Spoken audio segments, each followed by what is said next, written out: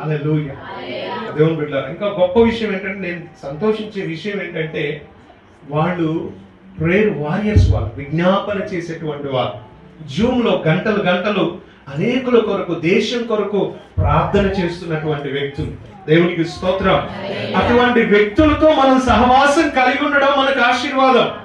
దేవునికి స్తోత్రం. హల్లెలూయా.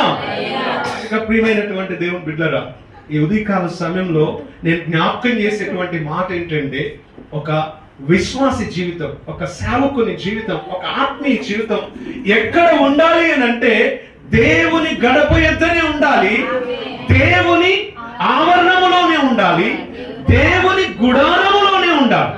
దేవునికి స్తోత్రం. మనము కానీ, మన పిల్లలు కానీ, మన కుటుంబీకులు కానీ, మన యొక్క జీవితము దేవుని ద్వారం దగ్గర ఉండగలిగితే మనం దీవించబడతామండి. దేవుని గుడారంలో మనం